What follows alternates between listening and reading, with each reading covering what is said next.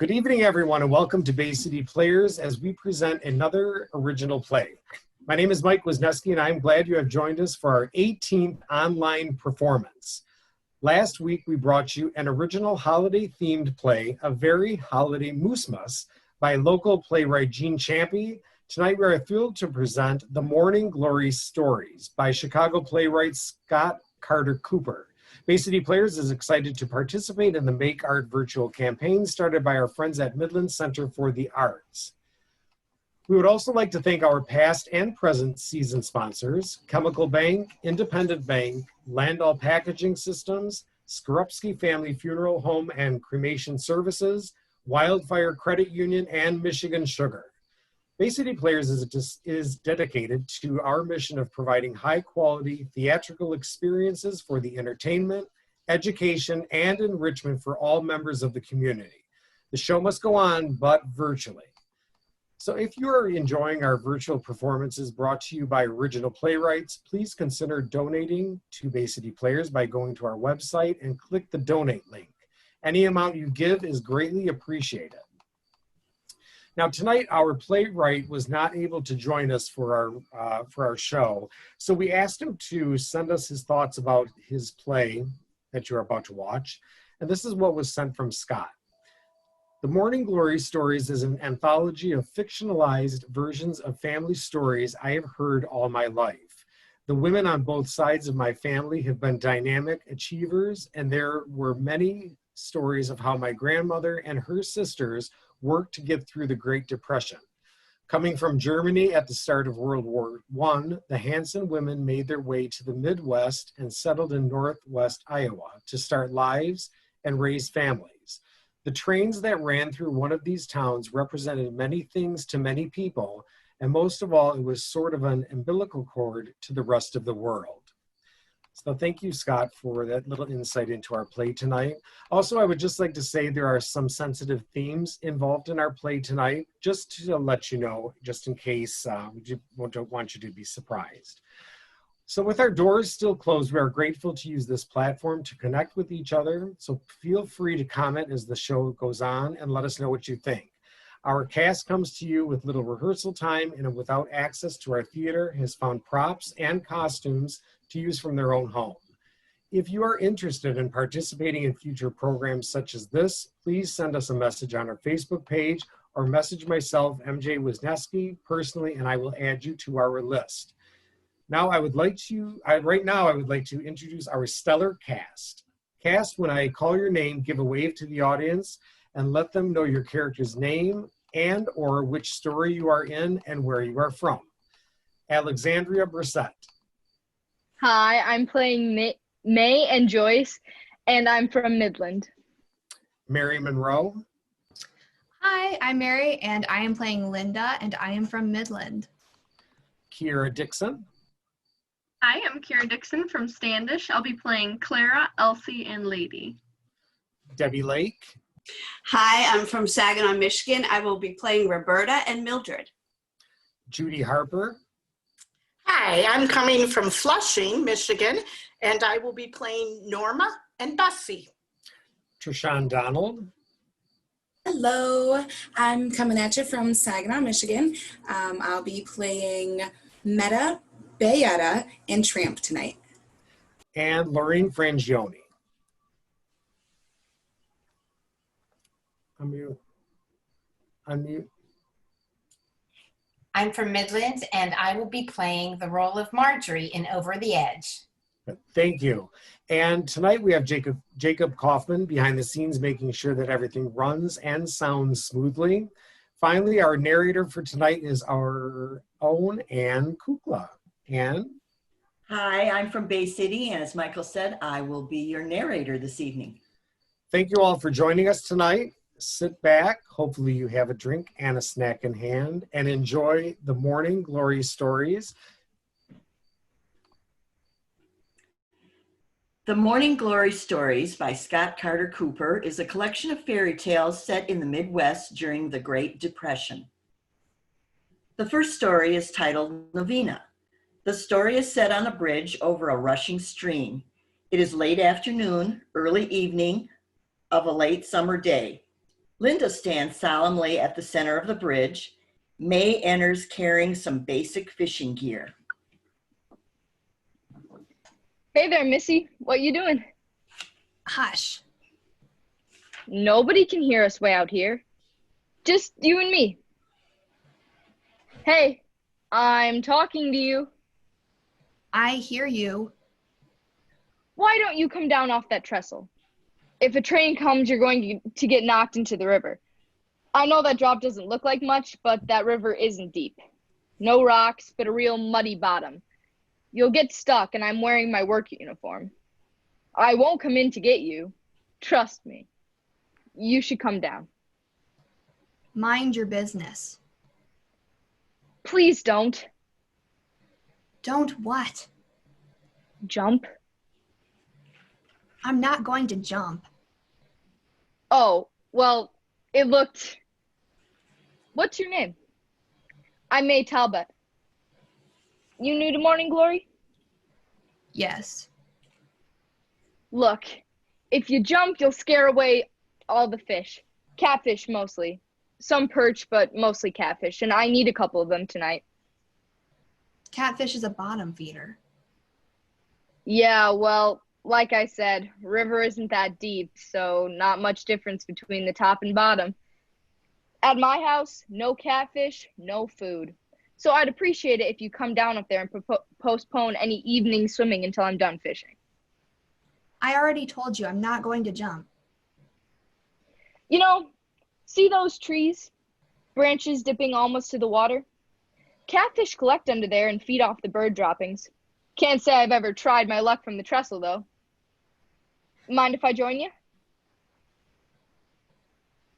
I'm going to take your silence as permission.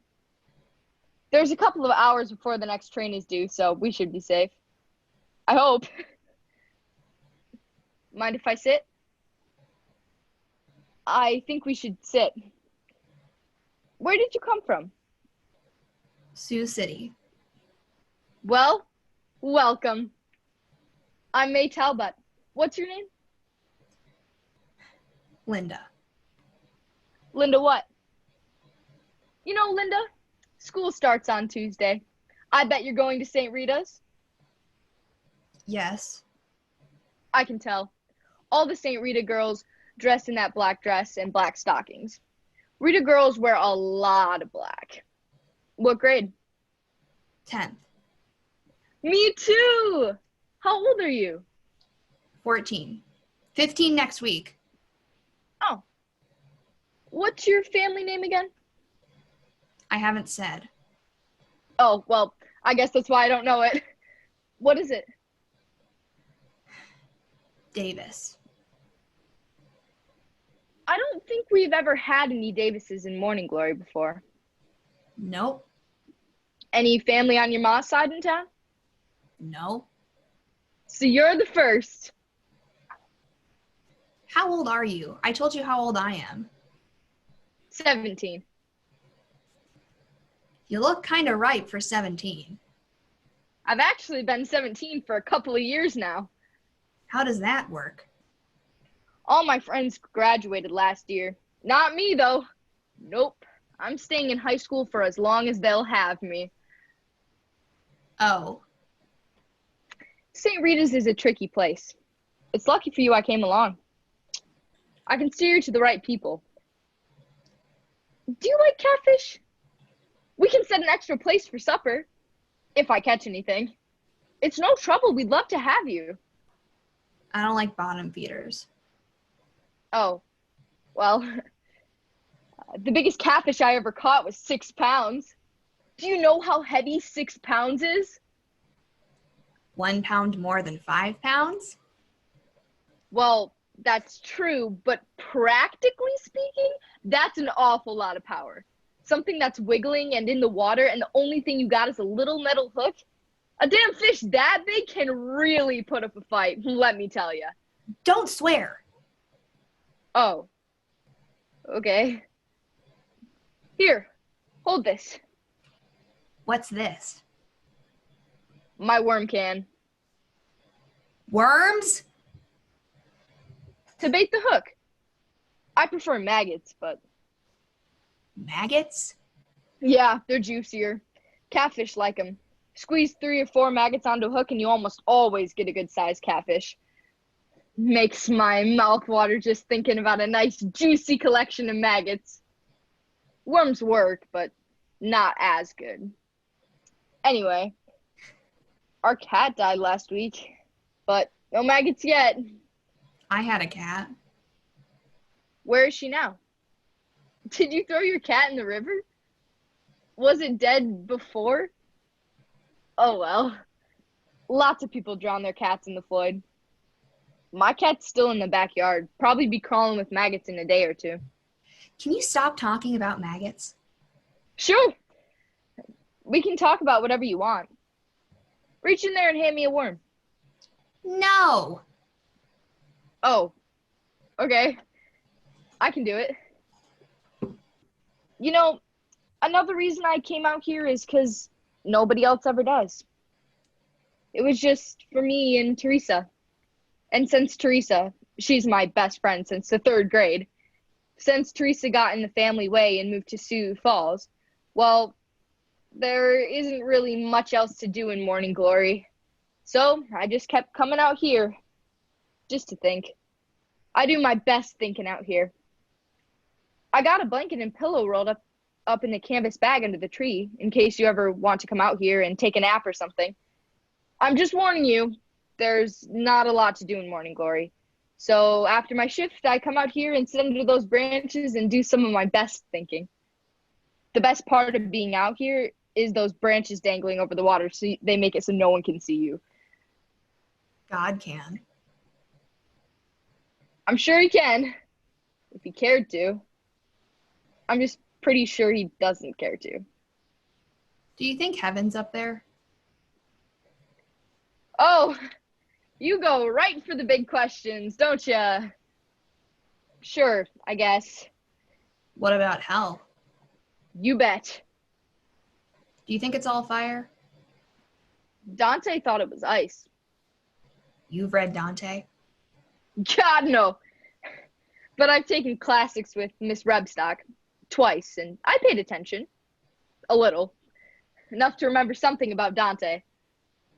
Where do you think you're going after?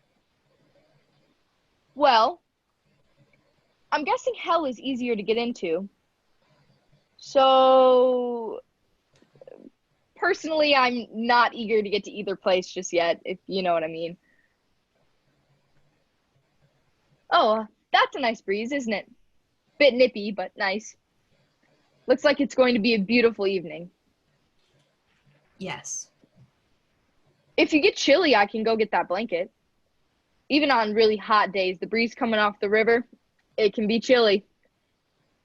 You look like you're trying to be a nun or something in that black. Are you going to be a nun? No, I'm going to be a saint. Oh, now that's a big goal right there. Yes, sirree, Bob. What are you going to be? Well, I might be the night sanitation supervisor at the Morning Glory Elder Care Facility. Someday. Oh. Dare to dream, right? Say, can I ask you a question? You seem sad. That's not a question. Are you? Don't know. Are you getting cold? Did you know that the only sound the souls of angels can make is laughter? Some people think it's only crying. But what reason do angels have to cry? They're angels. Not many people realize that before they're ready for heaven, the angels first have to purify themselves by spending time as a fish. Is that right?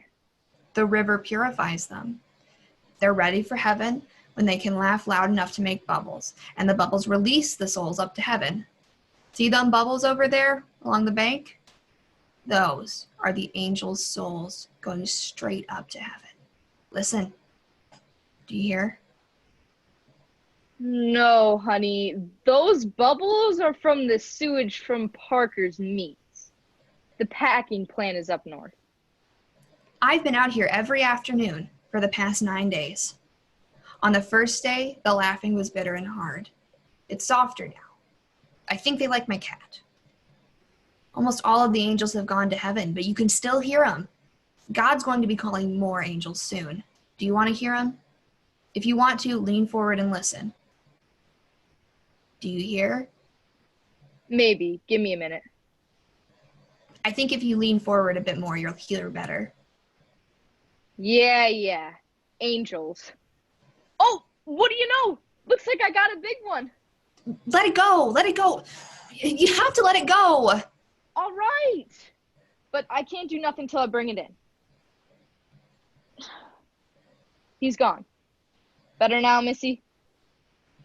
Whoa, we'd have had a good supper with that one. Did you see how strong that sucker was? Nearly pulled me in. It might have been 8 pounds, maybe 10. You can tell people 10, just to be on the safe side. That's what I'm going to do. You'd really eat him? An angel, plucked from the sewage of a meatpacking plant. Well, not if you're going to put it like that. Wait, where are you going? You can't just... What? You're Catholic, right? Yes. Well, here. In case you don't have the right one. The sisters don't like it if you show up on the first day and don't have the right rosary. I can't. It's okay. I have another one at home. Teresa gave me hers. Come here and get it. But this is real personal. I hardly know you. There. Now we're friends. You shouldn't have done that. Why? Because I'm a girl? No. Because I'm older? No. Why? Linda skips off, leaving May standing in the light of the setting sun with the sound of an approaching train. And the lights fade to black. The second story is titled By Hook or By Crook. This story is set in a nice, tidy kitchen. Clara is seated at the table. She's been crying. In the distance, we hear the bickering of Roberta and Norma. I don't know why you just don't come to the park and listen. Because I've met all the men in Morning Glory, and I'm not interested in any of them. But Mr. Potterdam is from Sheldon. That is a distinction without a difference. Why do you always have to talk so fancy? I'm just too old to be meeting men in the park. You're not meeting men in the park. You're coming to hear a band concert where there will just happen to be a nice single man from Sheldon. He's a salesman like Archie. Roberta, I've told you no 1,000 times. I'm not going to sit in the park in this god-awful heat. It'll be cooler this evening. Just when the mosquitoes come out to feast. You know how they're drawn to me. Hello? Anybody home? Norma and Roberta make a quick knock on the door, but do not wait for an invitation to enter the kitchen.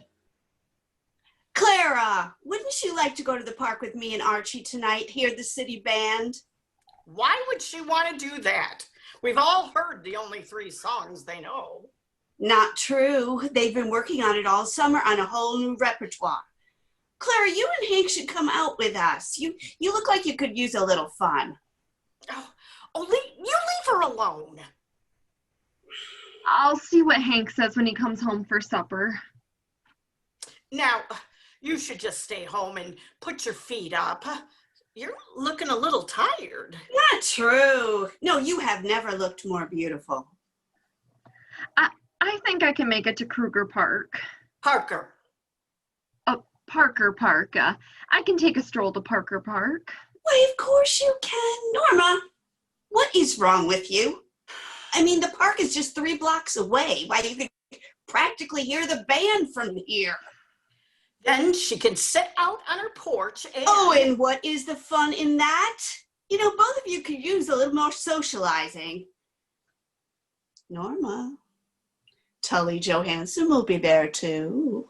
Oh, Lord, woman, leave me alone. I'm just saying. He was asking about you at church last week. Girls, would either of you like some iced tea? And I have some fresh snickerdoodles. Oh, yes, please. You know, some lemonade would really hit the spot. I'm sure it would. She's got iced tea. You know something, Clara? Norma is right. You do look a little under the weather. Maybe you should sit down and let me get the tea. Honey, is everything all right? Well,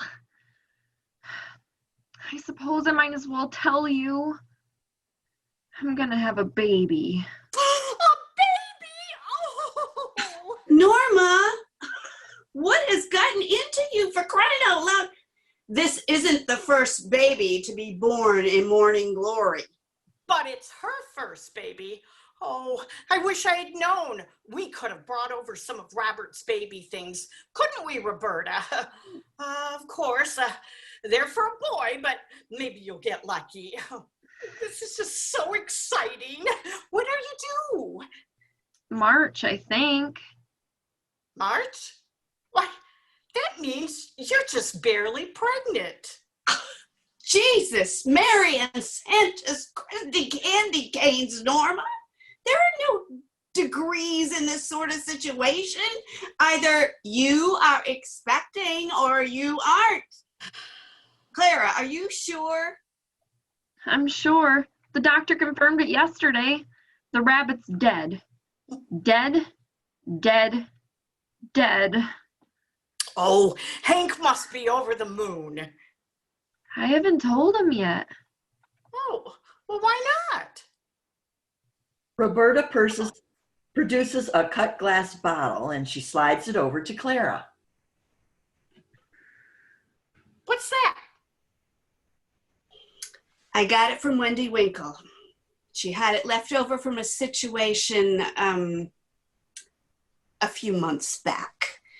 She said there should be enough if you want to use it. Thanks. Use it for what? Honey, it's for women who I'm not sure I want to have a baby. No, I know I don't. Well, of course you want to have a baby, honey. Every woman wants to have a baby. Oh, Glenda Peterson didn't. Well, I can't say I'd blame her there. What if that child looked like Fritz? It would be a 9-pound nose and a droopy diaper. I don't want another baby. Well, of course you don't at your age. But Clara and Hank are young and attractive. Oh, it's only natural they should have lots of babies. Who says? Well, everybody. I'm scared. Oh, honey, of course you are. Every woman is scared to have her first baby. Isn't that right, Roberta? But by the time you get around to your third or fourth... Fourth? Oh, at least. I always thought 2 girls and 2 boys sounded like it had a certain balance to it. Well, if you feel so strongly about it, why haven't you had a baby of your own? You know full well why. Oh, well, you're in such a chatty mood. Why don't you just tell us? You swore. Norma, why? Because, if you must know, the time for a blessed event has passed me by. There, I said it. That's not the whole story. Well, it's all we're going to bother Clara with today. The point is, a happily married woman should be happy about news like this. Why, I know lots of women who were just scared to death about having their first baby. And then when the baby came, oh, they were just tickled pink or blue, whichever the case may be. Oh, and just think what a wonderful life the child will have with a doctor for a father. Oh, you'll be able to give that baby everything in the world. Clara eyes the bottle. The label's in French. That's how you know it works. Wendy sent away for it all the way to Paris. She says you just take 3 teaspoons right before bed every night for a week. And then on the 8th day, your cycle should start up again, like nothing happened. Nothing?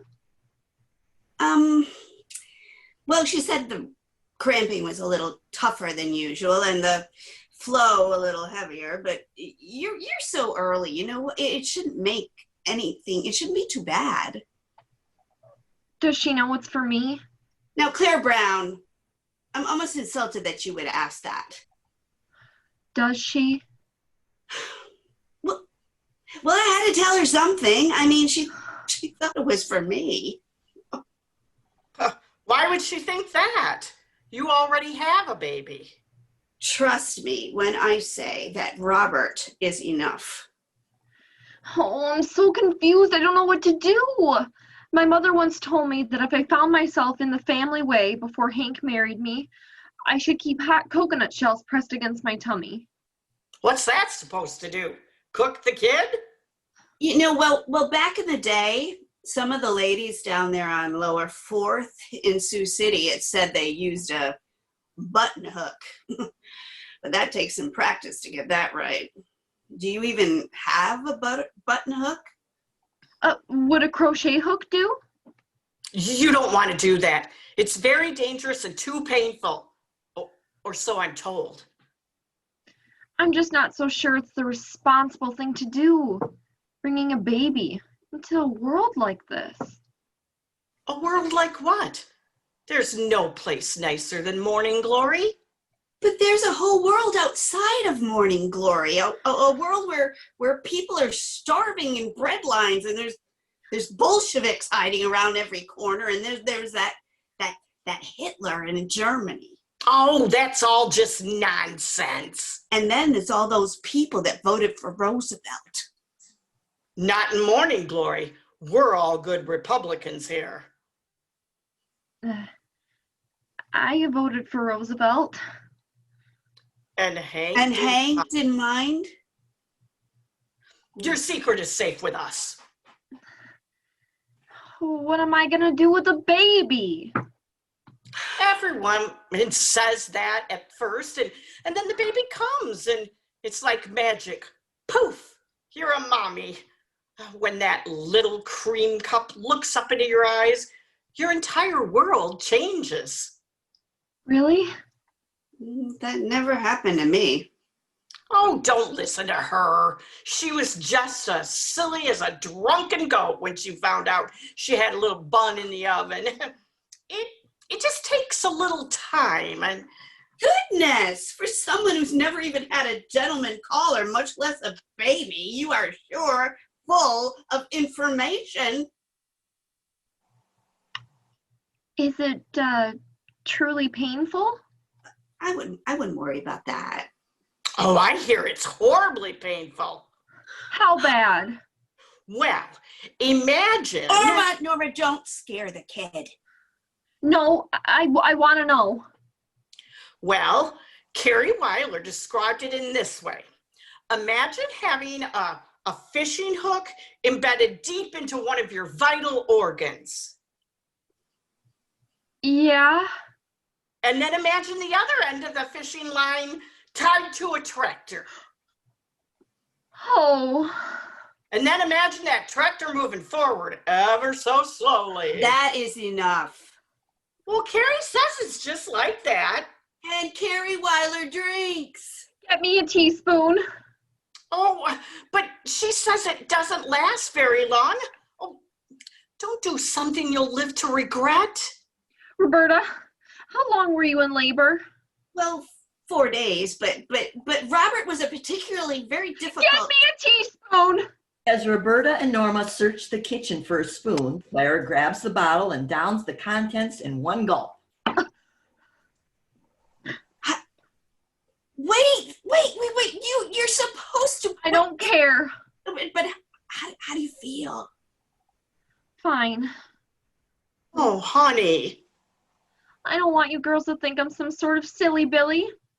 I know a baby changes everything, but it's just that ever since I've been 12, things have been changing. Aunt Flo starts visiting. Breasts. High school was wonderful. I met Hank, then marriage. Oh, baby, it's just too much. It's too soon. Hank and I were finally happy and settled. Can't that be enough?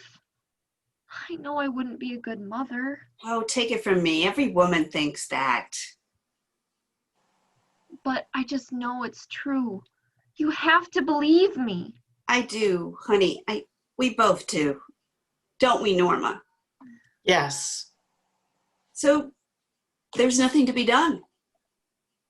What did it taste like? Norma! Not too bad, really. Tasted a little bit like aniseed and maybe a little cinnamon. Anise and cinnamon? Makes me want to make some more cookies. You know, Wendy was baking cookies when I was over there buying that bottle. The kitchen smelled just like, Anise and cinnamon? Anise and cinnamon. How much did you give her? $5? I'll pay you back. Oh, no, that's all right. You don't have to get it back to me right away. Well, honey, please don't try anything like a button hook. Trust me, it's not worth it. I won't. Oh, I promise you're going to be making Hank so happy. After all, isn't he why we gals get married? I'm sure she's right. I'm sure she is. I'm sure she is too.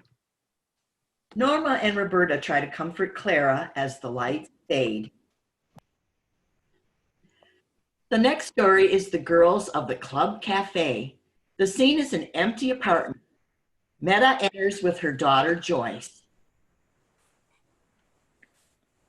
And there's running hot water in the bathroom. Indoor plumbing will be a nice change of pace, don't you think, sister?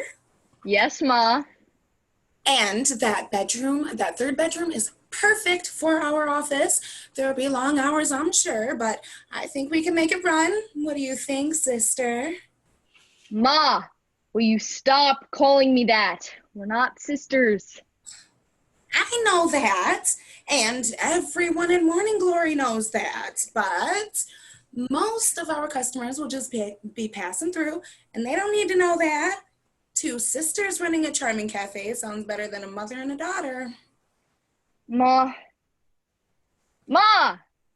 What? It's real nice. You like it? It's perfect. I agree.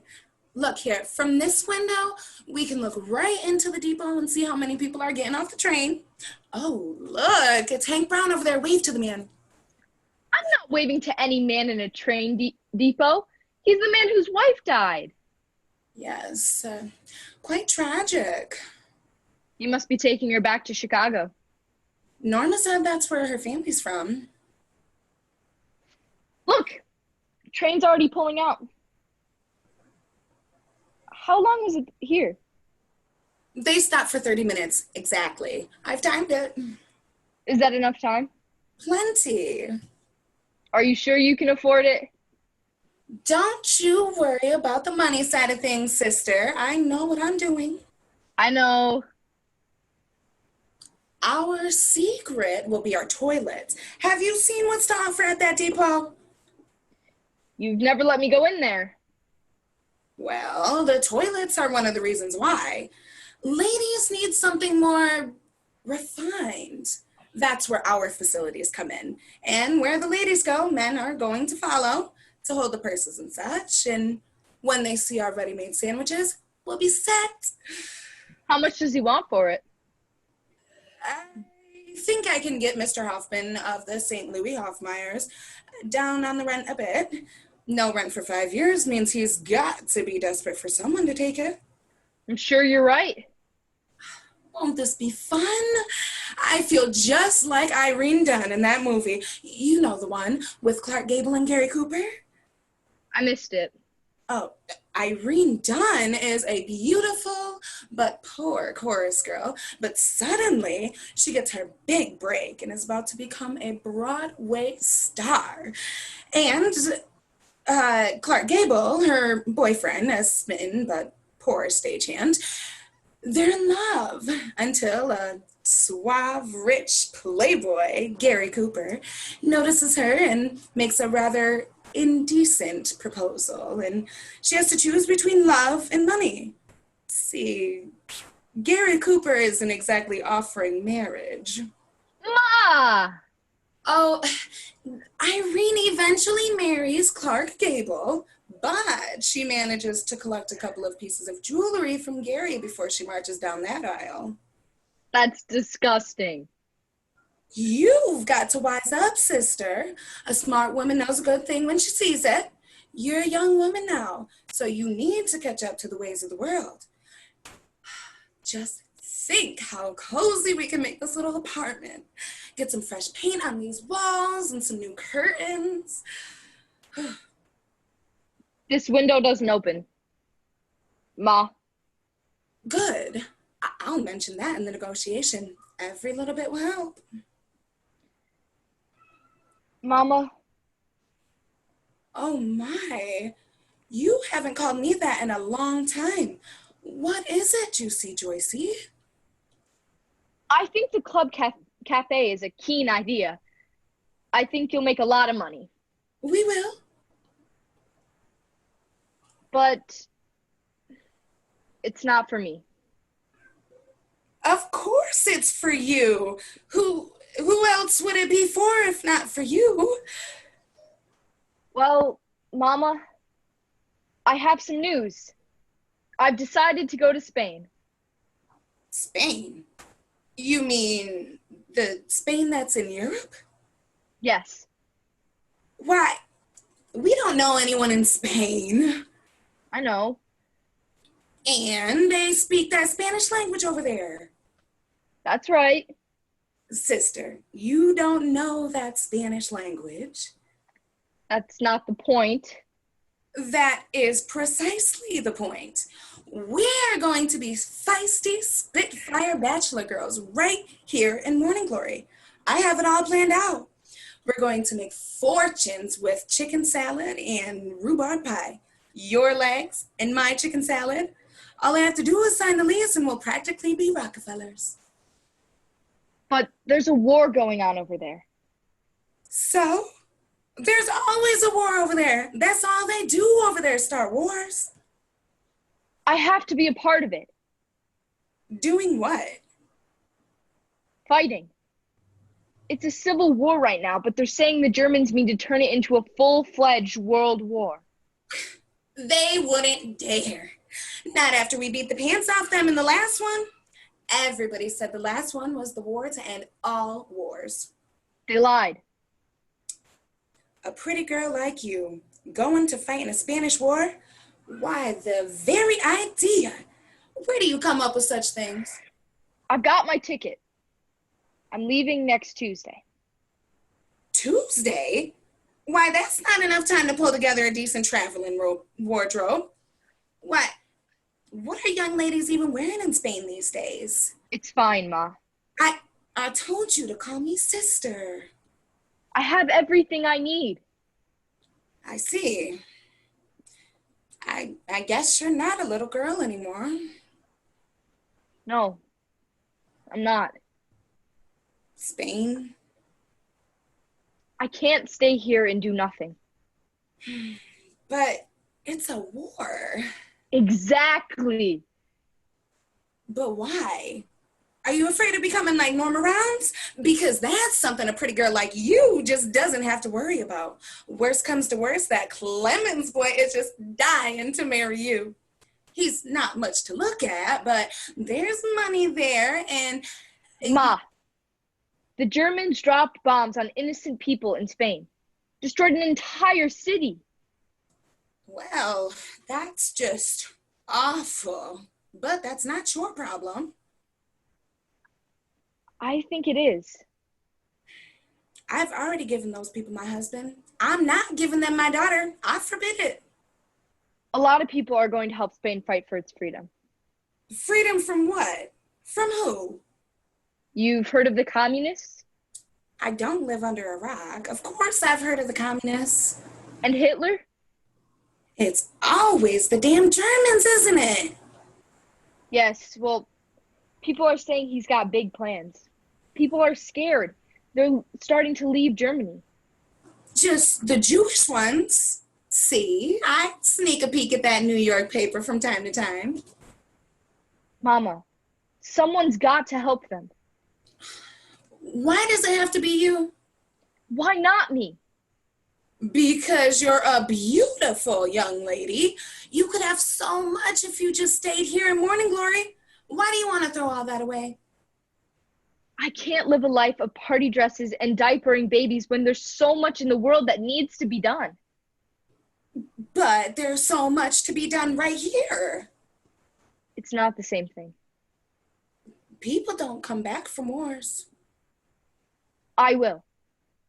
I've heard that before. I promise. Heard that too. Does it get cold in Spain? I suppose so. Do I have time to knit you a new scarf? You don't want those Spanish people thinking we live like paupers here in Iowa. You've got a lot to do to get this cafe whipped into shape. Oh, I don't know about all that now. Well, you have to. Morning Glory needs you to do it. What has Morning Glory ever done for me? You can't give it up. I won't let you. We Moore girls are made of stronger stuff than that. Why, you make this the best darn cafe on the whole rail line. And when I come back, we'll run it together. Maybe even make it a chain. A chain? Sure. Sioux City needs a decent place to eat. They don't have your chicken salad. Then there's Omaha and Chicago. Stay here with me. Let's do that. I have to go. I have to stop the evil over there before it comes over here. Those fascists they're just cooks. We're too smart for them to start things up here. I hope you're right, but I've got to go make sure. But why you? Why not me? You're just a girl. I know. But sometimes I think about what the world might look like if more girls stood up to bullies. Not everybody's as strong as you. All the more reason I have to go. Come on. We better figure out what you need to take with you. And then I'm going to have to find a girl who can help me whip this place into shape. No. That Dreamin' Nelson is a pretty girl. Do you think she'd come work for me? And I was thinking, we need a signature dessert. I'm thinking of making Lillian's chocolate cake. Shouldn't be too hard to figure out her secret ingredient. Dreamin' Nelson, that girl will eat up all your profits. But she's got a pretty smile. And what better advertising can I have for my cooking than a nice full-figured girl with a pretty smile? Do you think she'd come work for me? She'd be a fool not to. Metta links arms with Joyce and begins to lead her off. And I've been thinking about having Bessie send me some of those rhubarb pies of hers. We need a signature dessert. And I think a nice lavender on the walls would be so soothing. What do you think? And once we get the lunch tray going, I don't see any reason why we can't turn the place into a supper club. Morning Glory could use a little bit of glamour and nightlife, don't you think? Sister, you hurry up and whip those fascists and communists into shape because I'm going to need some help around here. That's for sure. The lights fade to black. The fourth story is titled Over the Edge. The scene is the front porch of a large house. Bessie enters carrying pies to be cooled on the banister of the porch. Margery enters behind her. You know it, spring is here when you smell Bessie's rhubarb pie. Oh, isn't it a beautiful day? Just had to open up everything and air out the house. Oh, Bessie, you're making the rest of us look bad. Couldn't you wait until tomorrow? And we'll probably have a half foot of snow and be sealed up tight as a drum again. Those pies are driving us crazy. Well, I've got to use up some of the rhubarb. It's taken over my garden. You are sure making good use of that oven that Thomas bought you for Christmas.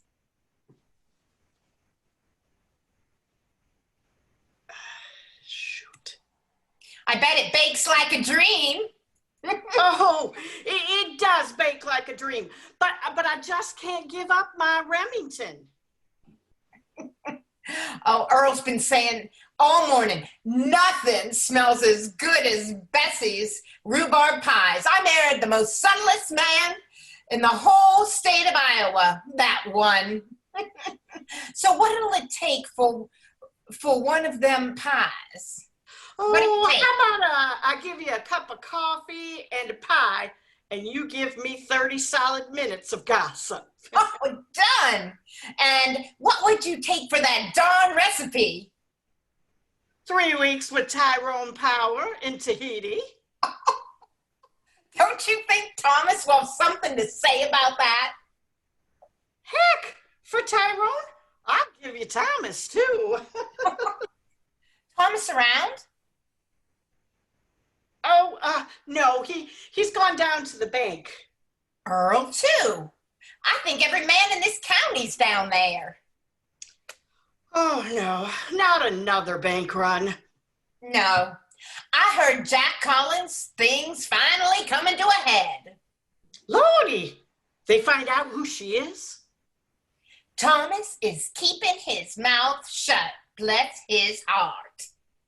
All he talks about all winter is Jack Collins like he was the Jesse Owens of romance. And when the big news finally pops, he clams up. Nothing? All anybody knows is she's married. It isn't you, is it? You get Tyrone Power and I get Jack Collins. Girl, please. Oh, come on up here and sit for a bit. I'll put the coffee on. You should think about selling those pies. I canned 40 bushels of tomatoes last fall, and I'm selling the last of them a nickel each. Oh, girl, save me some. Mine didn't do anything last year, and I've been out of good home canned tomatoes since February. How many do you want? Tell you what. You give me $6 and I'll send you over 2 pies for Easter dinner. Deal.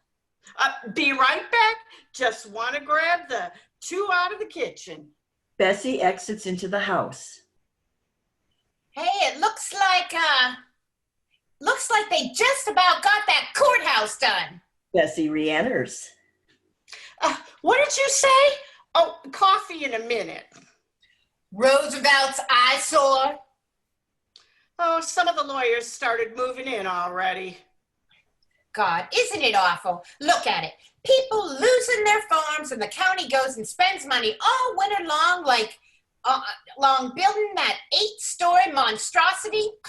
Like we're so important. We don't need to be so fancy. This isn't Des Moines. Well, it did keep a lot of people employed. Oh, look. What the? Well, looky there. Looks like they've got old Jack Collins on the run. Oh, there must be a half dozen. No, I count 10. Earl said there might be some unpleasantness. Oh, you mean he was hoping there might be some unpleasantness? Same thing. Is he making for the courthouse? Oh, I don't think he can get in. It's not open yet. Nope. Door's open. Oh, they don't see him. Oh, they've turned the other way. Do you think we should let them know? Nah. It's been a hard year for old Jack. Can't say I blame him if he's messing around a bit. Yes, but what sort of sad sack would take up with Jack Collins? You know what they say. Desperate times. Lord, I hope I don't ever get that desperate. Jack never impressed me as being much of a ladies' man, if you know what I'm saying. It's always those dapper ones. You know, shirts pressed just so, carnation in the lapel. Mildred enters. She carries a small basket and appears to be wearing her Sunday best. Yoo-hoo! Yoo-hoo! And how are the esteemed matrons of Second Avenue this fine afternoon? Oh, we're just fine. We're just talking about you. Oh, just what every morning glory girl likes to hear. That's a stunning hat you've got there, Mildred. What's the occasion? You got a new boyfriend, Mildred? Me? We were just trying to figure out who Jack Collins has been messing around with. Got any ideas?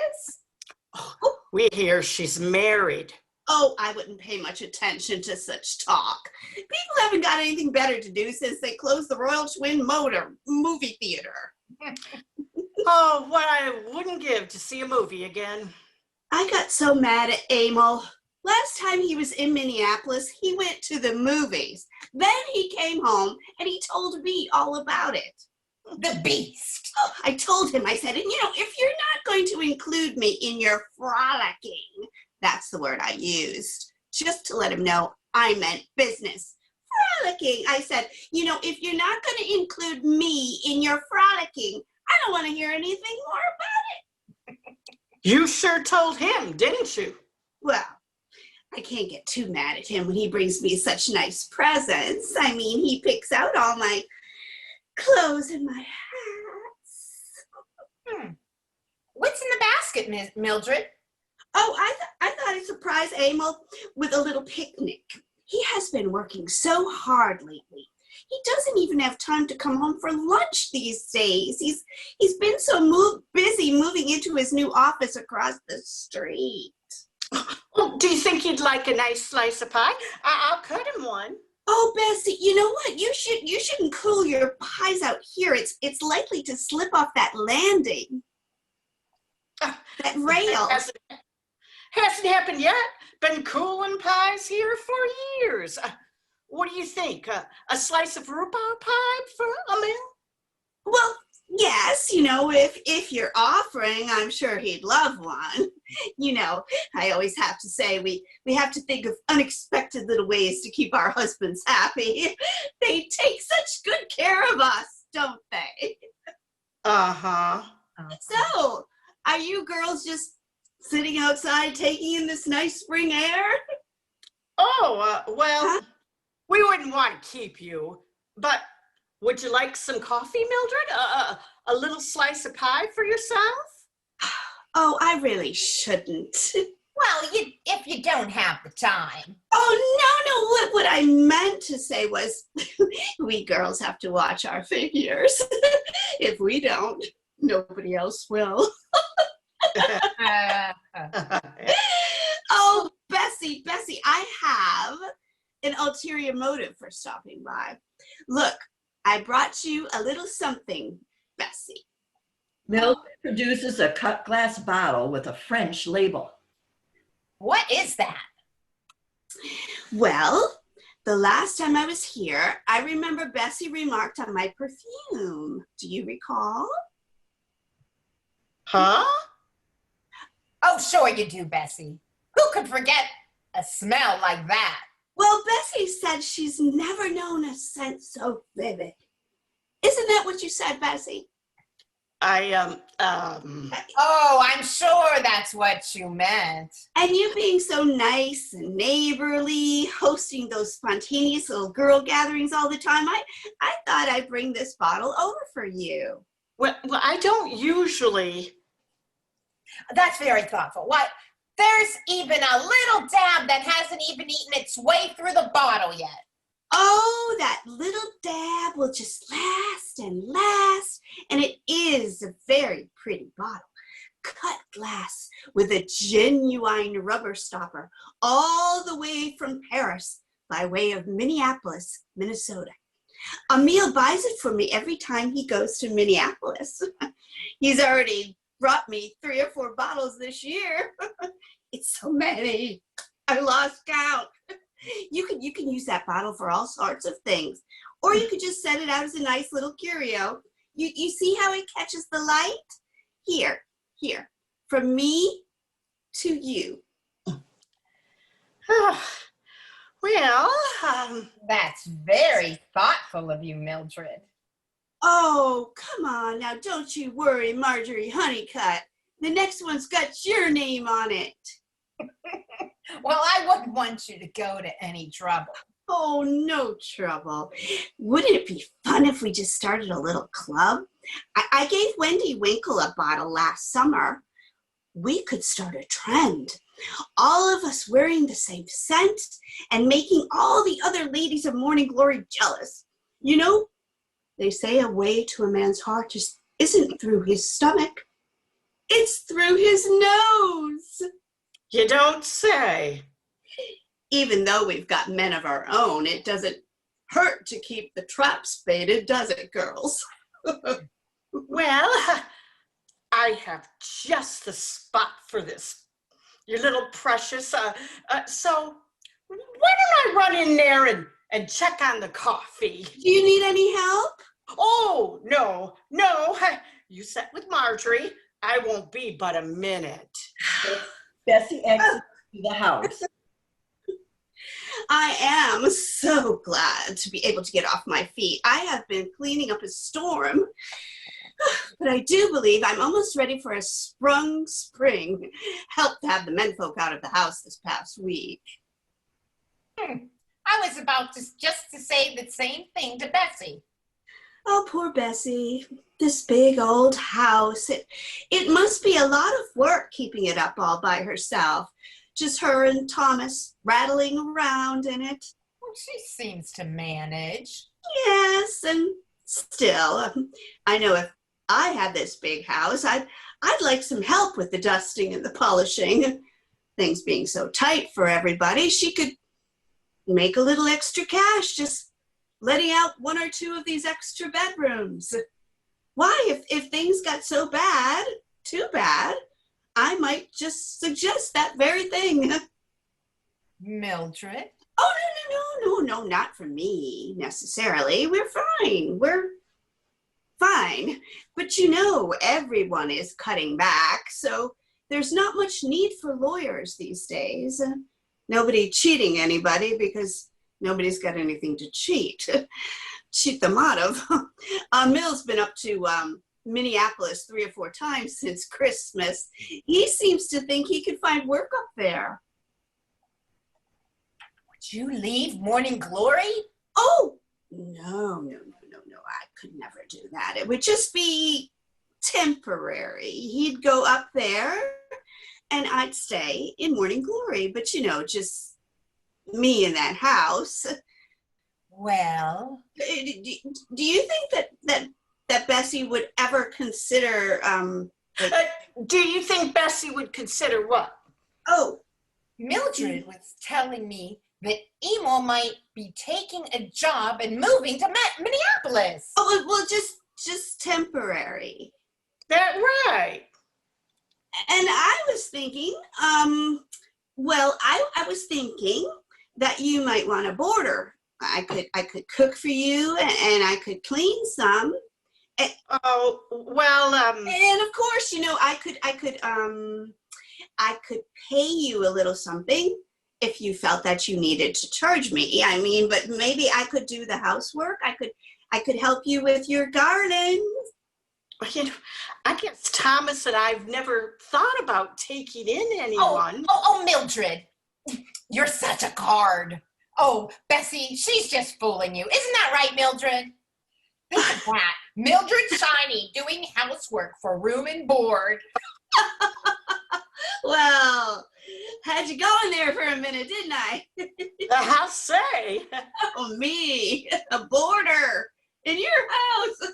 Can you imagine? You know, well, I should be going, you know. Thank you for a Mills pie. This should earn some extra something tonight, if you know what I mean. I mean, now I've got to be running off to the bank before I bring this over to him. And then What are you going to the bank for? Oh, I just need to see Mr. Collins about some paperwork. Is that what they're calling it these days? Excuse me? Oh, there isn't anyone down at the bank. What? Haven't you heard? There's a bunch of men gone down to the bank to have a little talk with Jack Collins. What? Why? Story is, he's been sneaking around with a married woman. They say he's taken 3 or 4 extended trips since last fall. Do you know anything about that, Mildred? No. Saw a bunch of them chasing Jack up Winthrop a few minutes ago. He gave them the slip, though, ducked into the courthouse. Really? He's just over there all by himself? Did you see anybody go in there with him? No. Oh, look, that's him up there right now. Top floor. See the window opening? What do you suppose he's trying to do? No, do you think he's gonna jump? I thought that fad was past. Lord, doesn't anybody in Morning Glory have an original thought anymore? What do you think we should do? Call the sheriff. Call the sheriff. Wait. What? I think there's someone else up there. Look like he's crawling out on the ledge too. Oh. Is that looks like Mildred. Is that a mole? Looks like he's trying to talk Jack back. Oh my word. He him! Evil Shiny kissed Jack Collins on the mouth. For the whole world to see. I'm just mortified. A mill shiny. You come down from there. I've got pie. Mildred.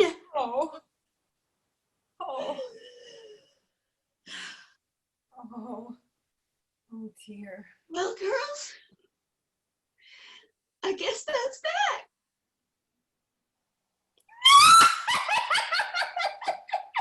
Well, we should call the sheriff. Yeah. Bessie exits into the house. Mildred stands frozen. Margery continues laughing as the lights fade. The next story is titled Stoned. The story is set at a prairie cemetery. There is a bench and some of the graves have potted flowers. 2 prairie women, Elsie and Beata, enter.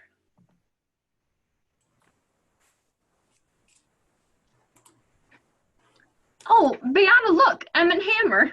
Remember him? Of course I remember him. He's only been dead a year. Nope, 3. See, 1934. Really? Right there, 1933. Well, you're right. Why'd you do that? Put his hand up my skirt when I was 13 years old. At church, no less. Oh. Should I spit too? Well, I don't think it's necessary. He only did it the once. I'm fully loaded and can deliver a nice juicy loogie if you change your mind. He ever get fresh with you? No, but now that I think about it, he always did seem to have a deviant gleam in his eye. I think she's over here. Are you sure? I thought she was closer to that dead elm tree. No, I'm sure she's over here, near the Rasmussen and Virgin Mary statue. I'm ashamed, taking so long to get out here. It was a rough winter. Wendy'd understand. I don't know. You know how she could get if we kept her waiting. I'm starting to think she got up and moved on us. Well, if anyone was going to get up and wander out of a graveyard, it would be Wendy Winkle. She got a little forgetful there at the end, didn't she?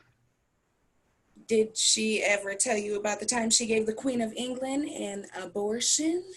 Goodness! All the stories she'd come up with. Yes, but that story might have had something to it. She started telling it about the time Hank Brown's wife died. Remember her? course. People been saying Wendy wasn't exactly making up stories. Of course she was. Wendy never went to England. I'm talking about Hank Brown's wife. We just passed her grave. The one with the fresh roses. Oh, so sad. He's taking up that Moore widow. They're saying she'll give up running the cafe if Hank will marry her. Oh, now that would be a nice match. But I don't believe those stories about Wendy. I mean, she served us lunch on that table many times. Well, you can be a good cook and commit abortion in the same kitchen. Beata! All I'm saying is one thing don't cancel out the other. Not everybody's like you and me. With us, it's what you see is what you get, right? Right. Not everybody's that way. That's all I'm saying. Made a decent snickerdoodle, though. I'll give her that. Good cookie. Good cookie. I think it was the vanilla. You know, I heard that she had it sent from her aunt in Chicago. Not an extract, but actual beans. How much did that set her back? Never said. Her niece had a spice shop in Skokie. Skokie? Just outside Chicago. Oh, look. The Detweilers have already been here. How do you know? Daffodils. Joanna said she was putting out daffodils this year. Kind of late in the year for daffodils, isn't it? She forces them. Grows them in her basement. Got a special light. Grows them with her reefer.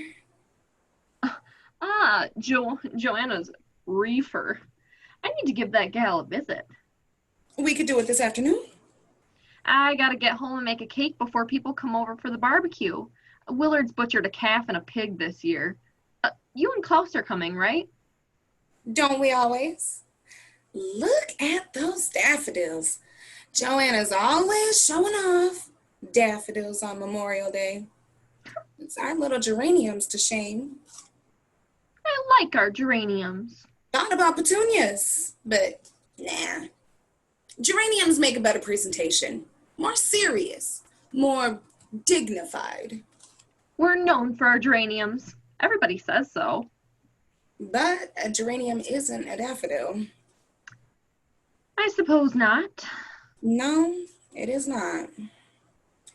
Poor Wendy. Oh, Lord. Would you look at Gail Torchman's begonias? Pink begonias on the graves for Memorial Day. Only Adina would think of pink begonias. How do you know they're Adina's? Because they're tacky. Well, Adina is tacky. Tacky. And silver ribbon. That is a nice ribbon, though. She and Ted are coming to the barbecue this afternoon, so please don't say anything to her. Looks like we're the last ones out this year. Next year, we've got to get out here earlier. It's so hot. No one told you to wear a black dress. It's respectful. They're dead, Elsie. Nobody's gonna see you. Don't you be getting no heat stroke. I'm not carrying you back to the truck.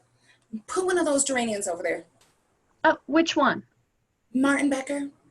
Oh, Martin Becker. Yep. What was left of him anyway. You remember?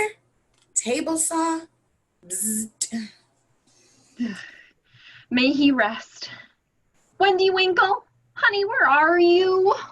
Oh, Lord.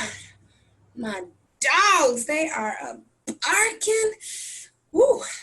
Good old Margery Winkin, the only one to think of people visiting and putting a bench on her grave. Thoughtful as ever. Wayne said at the time that a bench on a grave was snooty. Well, Margaret did have a healthy opinion of herself. But what could he do? It was right there and it will. How do you know? There's not much that goes on in Laurene Glory that I don't know about. You should know that by now. Would you sit down before you drop? I don't like the idea of sitting on Margaret Rankin's head. You've been walking all over the heads of the cream of Morning Glory Society for the better part of 3 hours. Have not. You have. I've been walking between the graves. Why? I don't like the idea of all of them looking up my dress. Aren't you the dainty one? Sit. Oh, look. They still don't have a stone up yet for that Talbot girl. Where? See? The wood cross. Whose is that? That Talbot girl. Jumped from the train trestle last fall. Drowned? I gave $1 at the funeral. Me too. Wonder what they did with all that money. Give a geranium. No, a little one. That one's for Emil Shiny. Here, take one of Adina's begonias for him. Off Carla's grave there. I know for a fact Adina didn't much care for Carla Klein. Pink begonia's better for Emil anyway. I want to leave the geranium for the Talbot girl. She's got no flowers. Oh my Lord. What? There's Wendy. Where? There. I wonder who picked out her stone. It's a nice one. Notice anything different about it? Looks expensive. Smooth black granite? No, marble. Look closer. All these stones got something in common, except Wendy Winkles. No flowers on it? Besides that. It's awful smooth and shiny. Besides that. Well, it's flat to the ground and... Besides that. Beata, it's a gravestone. All these graves, all of them have crosses on them. Now look at Wendy's grave. What do you see? Oh. That's right. Oh. In Morning Glory, Iowa. All these years and we never knew. Maybe it's a mistake. No. Now that I think about it, she was always baking on Sunday. And she came from Des Moines. So? Des Moines? What? There are a slew of them down there in Des Moines. Come from Chicago and New York. They all start in New York, you know, and just move here for no good reason. I guess it's that nomadic blood in them. Just come here and live. I'd like to live in Des Moines. You would not. Did you know about this? What? That Wendy Winkle was Jewish? You did know. For how long? I don't know. I knew her all my life. Why wouldn't she say something to me? I wouldn't have cared that she was a Jewess. I'm sorry? Are you? Am I what? Jewish. No, of course not. Name all the apostles. What? If you're not Jewish, you'll know your apostles. Name them. Oh, well, there's Matthew, Mark, Luke, John, Hiram. Keara snatches the geranium out of Elsie's hands and tosses it to the ground. Then she stomps on it, breaking the terracotta pot and leaving nothing of the flower except a red seed. All these years, Jews everywhere. How many of you are there?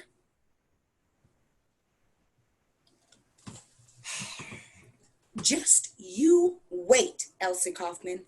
When word gets around, there won't be anyone at your barbecue. How could you do this to me?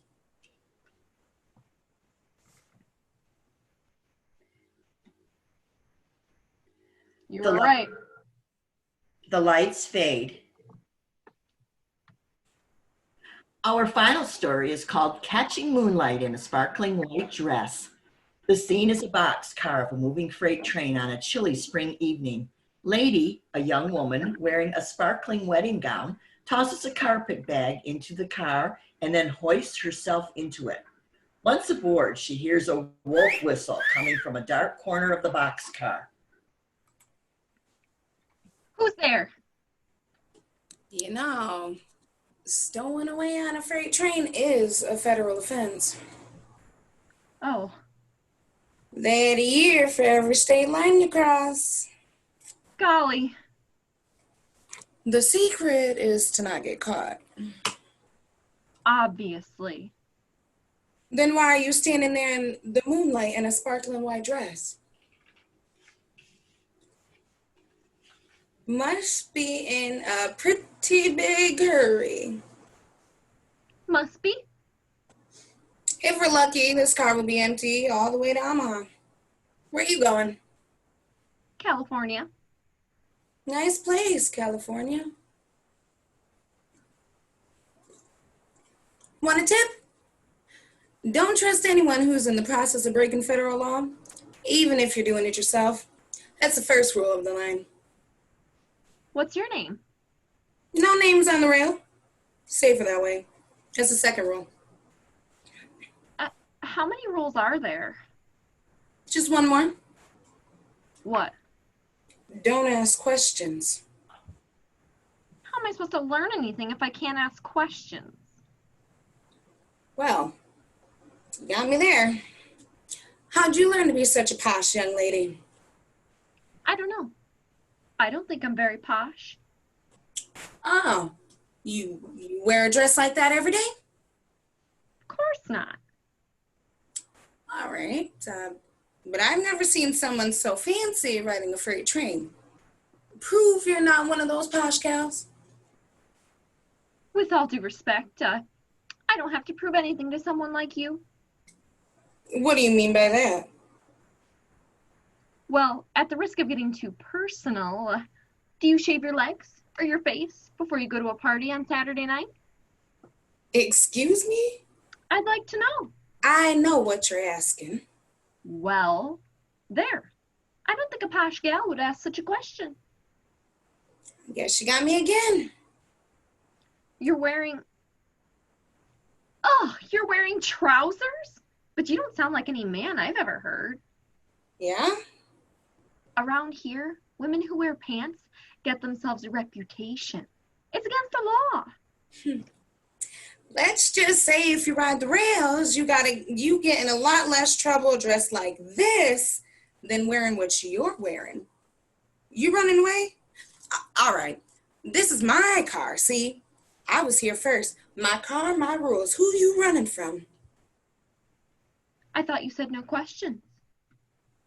Don't you get smart with me, see? Or you can just find yourself another car. But you never know what you'll find in these freight trains this time of night. Take it from me. I'm not so bad. You might grow to like me a little bit. Never know. Have a seat. Do you have a chair? Oh, sure. The porter will be by with the chairs and champagne any minute now. You running from the law? Certainly not. I didn't really think so, but the way you're dressed, you never can be too sure. Where are you going? I'm going to be in the movies. Oh, you are you? Yeah. Where are you going? You asked me a question. It's only fair that you answer one of mine. Not sure. Probably New Orleans. I work fishing boats. Just finished the season on Lake Superior. Sea fishing's better. The best is out east. Maine, New Hampshire. They can't take the cold no more. They let someone like you work on a fishing boat? Why not? I'm sorry. I didn't mean to give offense. Well, none taken, I guess. But isn't that awfully hard work? I'm wearing pants, ain't I? That's just about all you need to get on a boat. But you gotta have skill if you want to stay there. First time you hit some rough water, don't nobody care which parts of your body you shave when you're getting ready for a Sunday night. Catch my drift? How old are you? Well, that's an impolite question. Let's call us even then. How old do I look? 27. Oh. Well, it is dark in here, so it's not really a fair question. Movies are a tough business. Only if you don't have the goods. I'm as pretty as Greta Garbo, aren't I? Yeah, all right. Say, you got any warmer clothes with you? I don't need warmer clothes in California. But we're not in California, are we? No. You're going to need warmer clothes. You got your mink in that there bag? No. It's headed to Niagara Falls with the rest of my trousseau. What have you got in that bag there? Don't you worry about what's in my luggage. You got anything useful in there? Pocket knife? Ham sandwich? Gin? A dress, a pair of shoes, and my unmentionables, if you must know. Got any money in that bag? On your person? Where am I gonna put money? There's no pockets in this dress.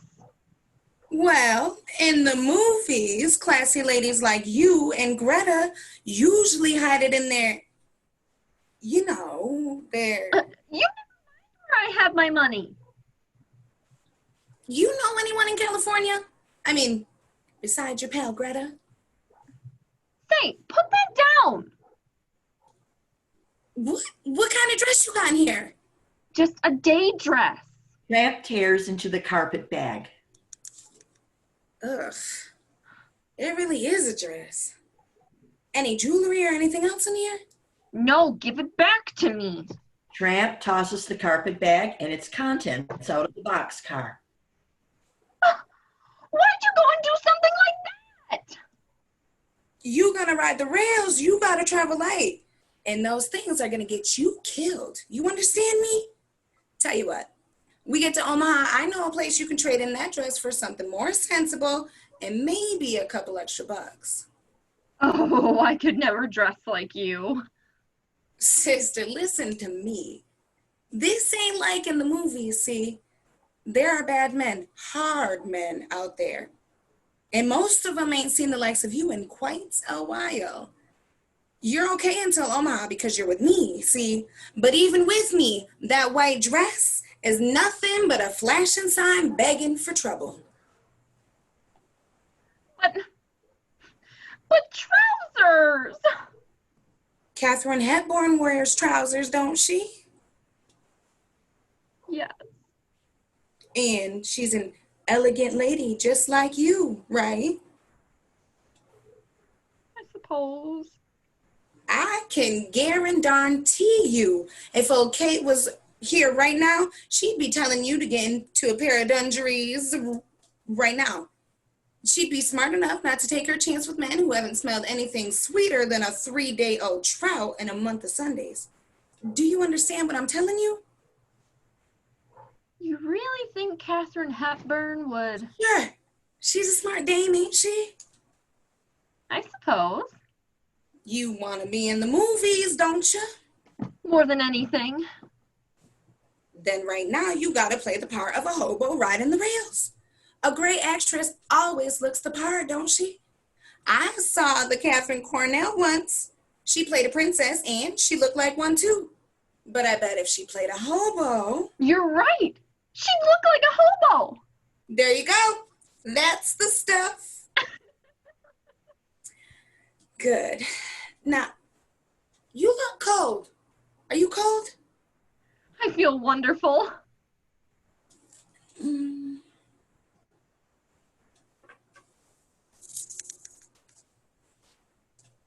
Yeah, well, you look cold.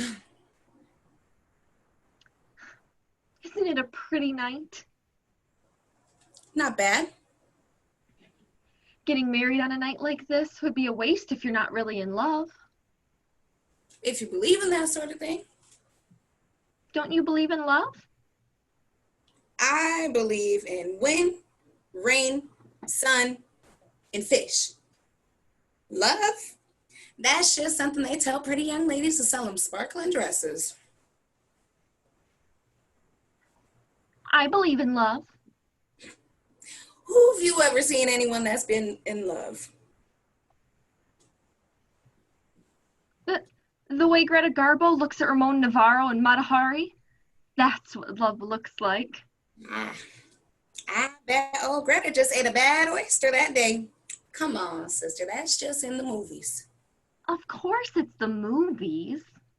Movies ain't no more real than those sparkling things on your dress are real diamonds.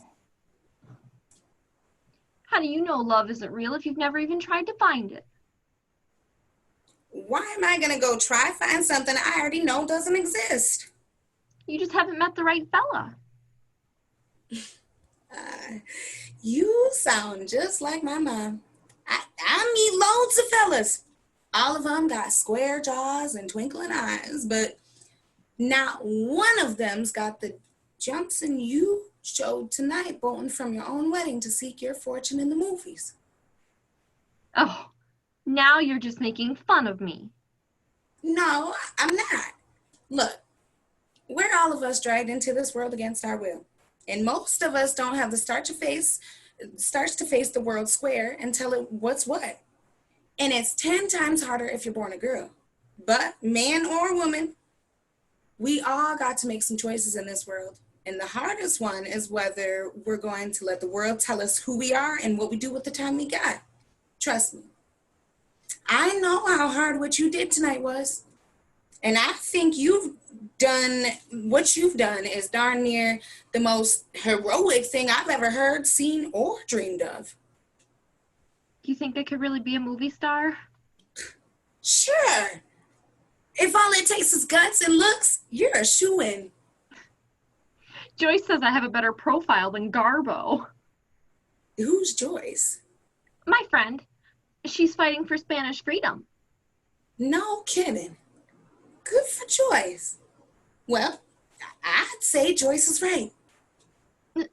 You look like you might be a little cold yourself. Do you have another blanket? I'm fine. Well, here.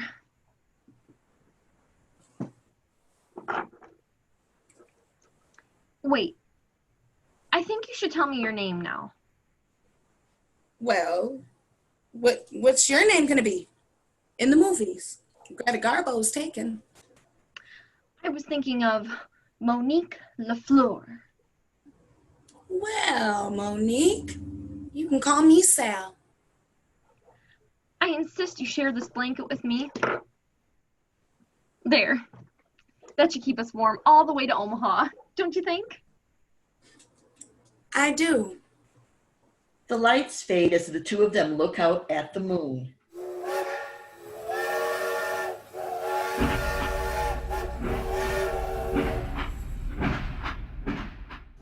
The end.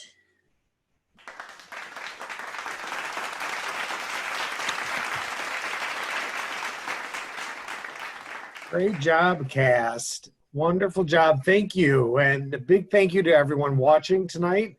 This show will stay up on our Facebook page, or you may view it on our website or on YouTube. Thank you for your continued support. Next Tuesday, we will present another original work. 2 thumbs up. Watch our Facebook page for more information. Thank you for watching, and see you next week.